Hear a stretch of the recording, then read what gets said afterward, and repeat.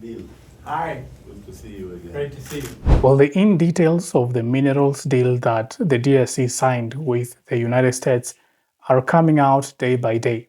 And the new information that we have right now, according to that mineral deal, the DRC government, President Felix Tshisekedi, has signed a contract that will allow Bill Gates to have his company in Eastern DRC to mine lithium, cobalt, and copper from Eastern DRC, together with other billionaires like Jeff Bezos. Perhaps the most interesting part of this deal is that the metal processing will not take place in Eastern DRC. And I'm going to tell you the reason that the manager of that company that will start mining in Eastern DRC has given for them not to process these minerals in Eastern DRC. Well, this is Bonafide.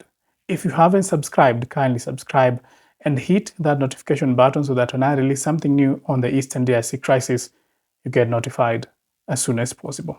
Well, the internal conflict in Eastern DRC has proven to be a bit difficult for the DRC government to solve, that right now it seeks the assistance of Western countries to come and intervene. And of course, Western countries are coming with their own package of deals.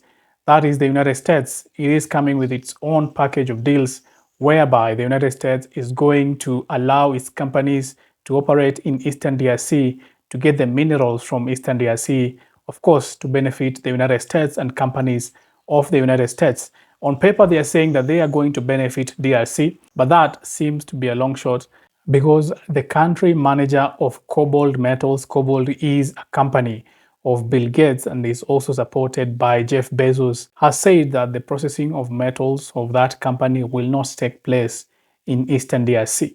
And the reason that he has given for those metals not to be processed in Eastern DRC, he says that there is no enough power and no enough energy in Eastern DRC to process these minerals.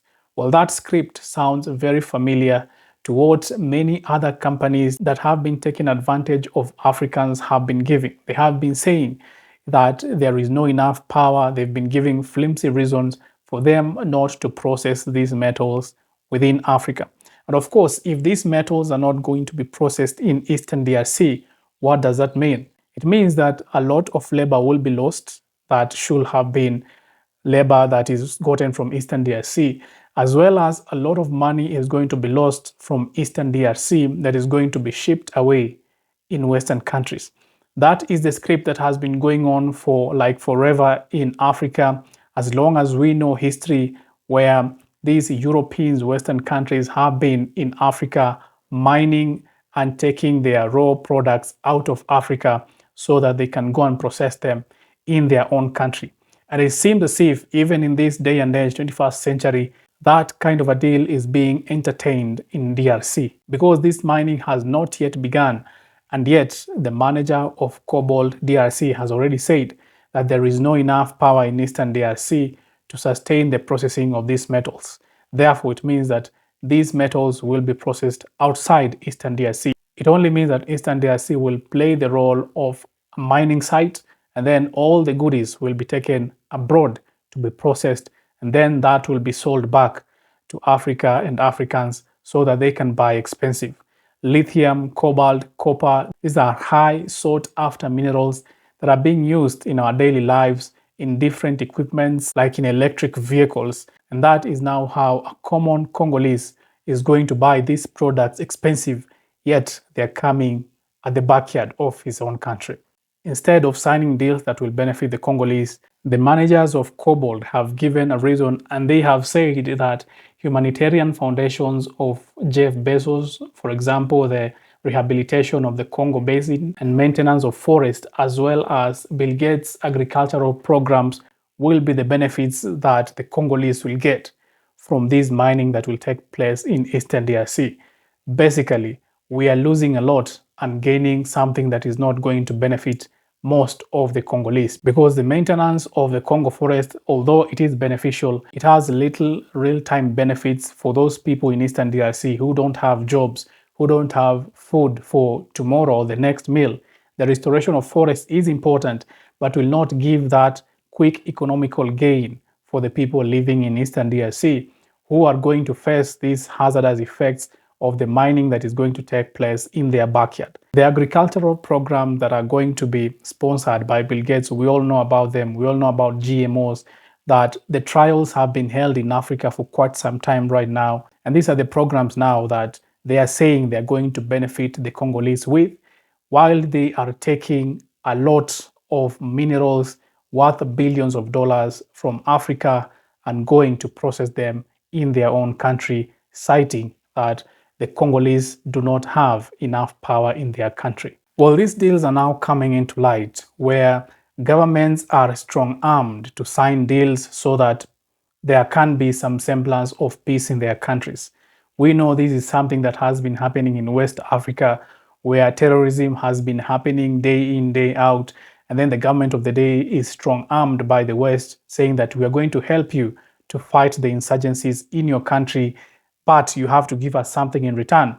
Sign us a deal of getting these minerals out of your country. We're going to process them out of your country, and then you are going to have some sort of peace in your country. We're going to hold you hostage in terms of this deal. If this deal breaks, then you're not going to have peace in your country. That is the same kind of a scenario that we're seeing now in Eastern DRC. Our eyes are now opening to this kind of manipulation that is happening in Eastern DRC.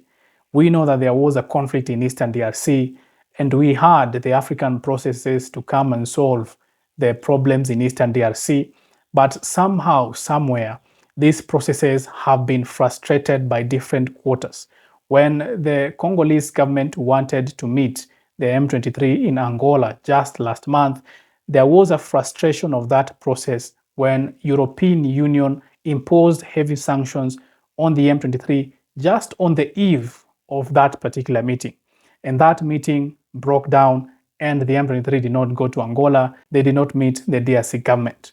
Right now, the DRC government is seemingly having that deal with the United States, and things are sort of cooling down in Eastern DRC. It seems as if these governments are put to be under pressure so that they can sign the deals under duress. Like the Congolese government right now is signing this deal under duress because of the advancement of the M23 in Eastern DRC.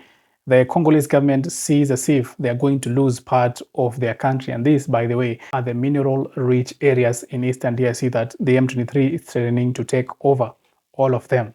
And the DRC government is now saying that we don't have any other option. We don't see any other way to sort this. The only way is to sign a deal with the United States and welcome the United States corporates in Eastern DRC. They are pushing away China. You know the trade deal between China and the United States. That's a whole story, but it is directly linked to what is happening in Eastern DRC. The United States right now wants to have minerals, want to have metals. It doesn't want dependency to China. That is why it now is seeking a lot of minerals in Africa so that it can be dependent on its own and not relying on China to give these critical minerals. So the United States is now coming in as a friendly country to offer some semblance of peace in Eastern DRC, and in return, they're going to get a lot of minerals from Eastern DRC, and they're going to benefit their own economies more and giving Africa less. Well, I will keep you informed of the latest of what is happening in Eastern DRC. Keep it bona fide.